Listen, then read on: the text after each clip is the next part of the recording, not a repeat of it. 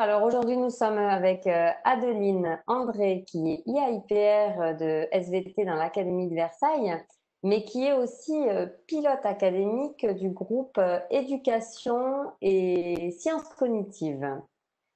Alors elle va nous parler de ce sujet parce qu'en fait il se passe plein de choses dans l'Académie de Versailles. Bonjour. Tout d'abord, je suis ravie de pouvoir être en lien avec vous et de parler à vos lecteurs et auditeurs.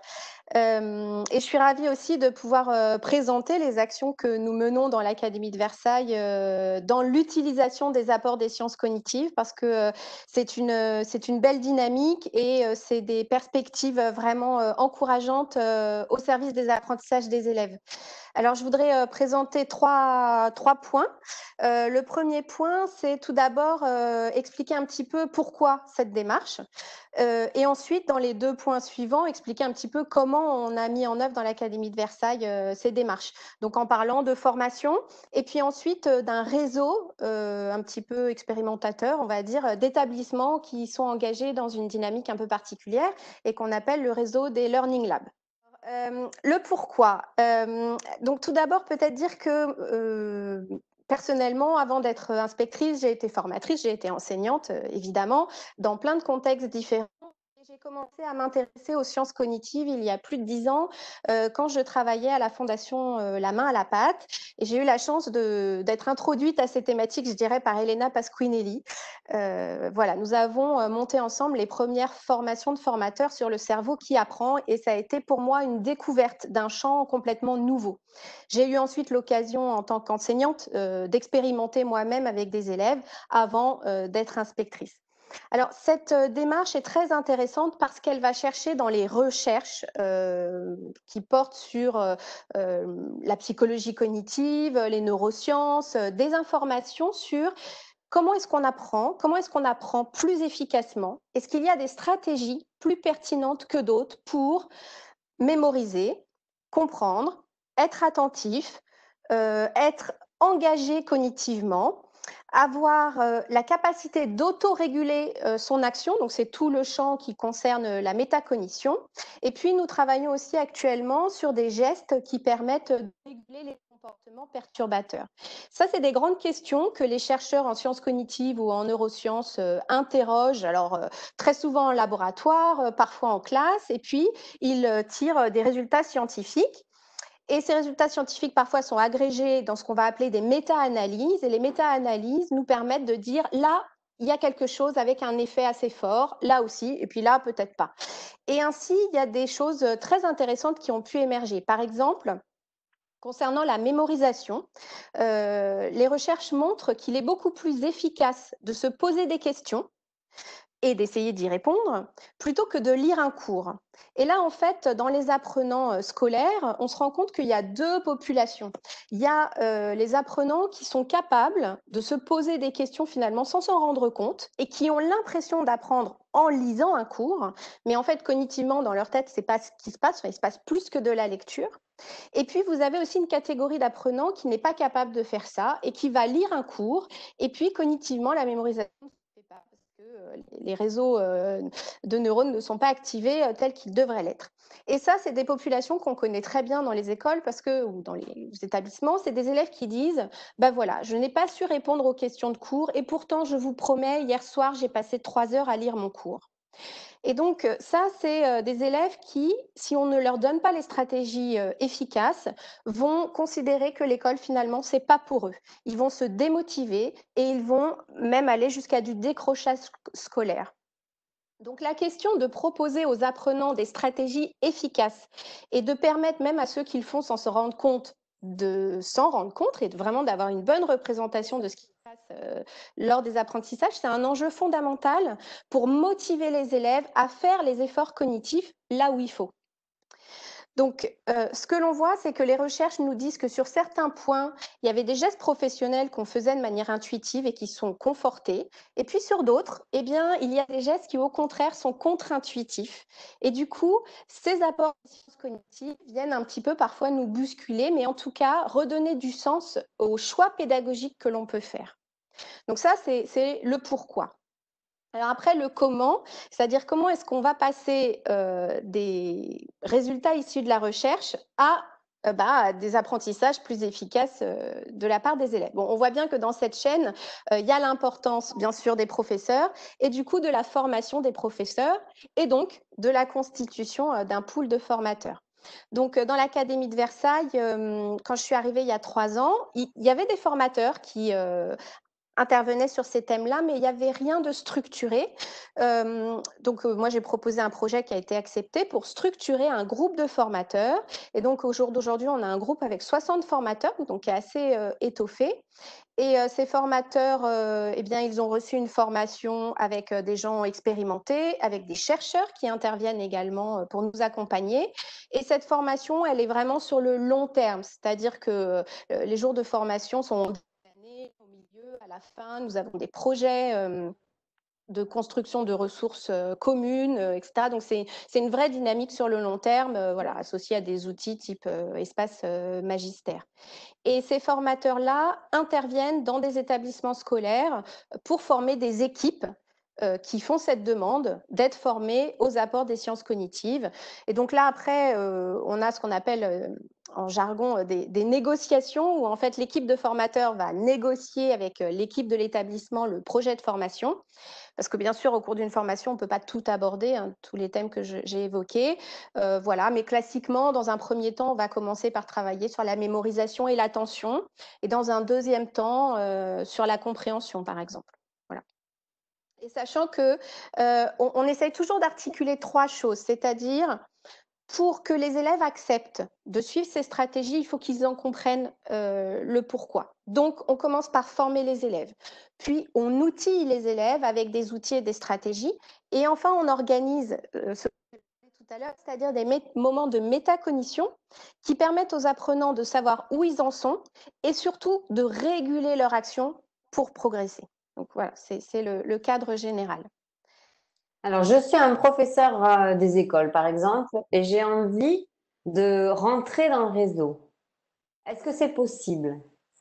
Alors, c'est vrai que comme moi, je suis inspectrice du second degré, je m'occupe des formateurs second degré et dans le premier degré, ce sont les IEN de circonscription qui vont organiser les choses sur leur territoire. Mais nous essayons bien évidemment de plus en plus de construire des liens entre le premier degré et le second degré. Donc, par exemple, cette année, dans la formation qui est principalement pour le second degré, il y avait une formatrice du premier degré qui était avec nous et c'est vraiment important que l'on puisse construire ces liens. Donc, il y a déjà tout un réseau d'établissements qui existe, hein, vous en avez parlé au début, donc c'est les Learning Labs, c'est ça? Oui. Donc, ça Al compte combien d'établissements? Est-ce que vous pouvez nous en parler? Oui, alors donc je viens de parler de la formation des formateurs et à côté de cet axe-là, on a donc développé, comme vous le soulignez, un deuxième axe qui était l'identification de certains établissements qui avaient envie d'utiliser les apports des sciences cognitives en équipe. Vraiment quelque chose qui soit une volonté partagée de la communauté éducative. Mais on sait très bien que lancer un projet tel que celui-là, c'est difficile et donc c'est difficile de le faire seul. Et donc l'idée, c'est d'identifier plusieurs établissements qui ont envie de le faire et de mettre en réseau ces établissements. La mise en réseau, elle apporte de la mutualisation, de la collaboration, elle apporte une dynamique de groupe et une légitimité de groupe qui est vraiment très importante.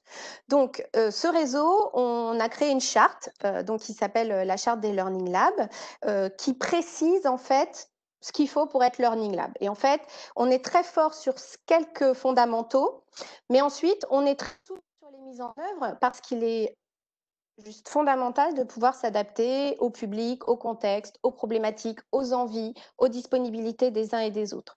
Donc, le cœur de la charte des Learning Labs, c'est de dire que notre objectif, c'est la réussite de tous les élèves en utilisant les apports des sciences cognitives et en impliquant tous les membres de la communauté éducative. Donc, les Learning Labs, ils sont dédiés aux élèves, aux professeurs, à l'équipe de direction, à l'équipe administrative, aux techniciens, aux parents, aux partenaires. Tous ces membres-là font de base partie du Learning Lab. Et un Learning Lab, c'est à la fois un lieu et des dynamiques. Alors le lieu, c'est là où on voit toute la diversité de la mise en œuvre de ce projet, c'est que le lieu peut être quelque chose d'assez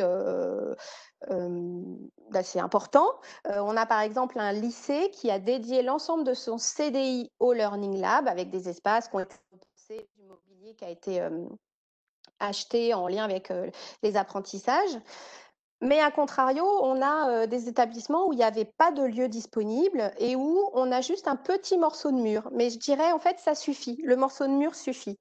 Donc, le lieu, c'est vraiment le symbole, le cœur symbolique de cette démarche. Sur ce lieu, il y a le logo du réseau, parce que nous avons un logo qui a été construit en partenariat avec le service de communication de l'Académie de Versailles. Et puis, voilà, ce qu'on préconise, mais là, c'est pareil, c'est à chaque équipe de construire, c'est que sur ce lieu, il y ait des affiches qui parlent des grands principes des apprentissages. Et en fait, on se rend compte que dans les établissements, c'est souvent les élèves qui font ces affiches et ça donne des résultats qui sont impressionnants et qui vont du coup être très parlants pour les autres élèves des établissements. Donc ça, c'est le lieu. Et puis après, autour de ce lieu, des dynamiques. C'est quoi une dynamique? C'est des acteurs du Learning Lab qui ont envie de faire quelque chose en lien avec les apports de sciences cognitives. Et là aussi, on voit toute la diversité du projet parce qu'on a des choses qui se passent sur temps scolaire, on a des choses qui se passent hors temps scolaire, on a des choses qui se passent par groupe classe ou pas, on a des clubs, on a des propositions de petites conférences sur l'heure du déjeuner ou en fin de journée pour que les parents puissent venir, par exemple. On a des choses qui se passent en accompagnement personnalisé, on a des choses qui se passent en lien avec devoirs faits. On a des endroits où les salles de permanence deviennent une partie du Learning Lab et on a des outils d'aide à la mémorisation, par exemple, qui peuvent être utilisés au moment des permanences. Voilà, donc on a des choses très diverses.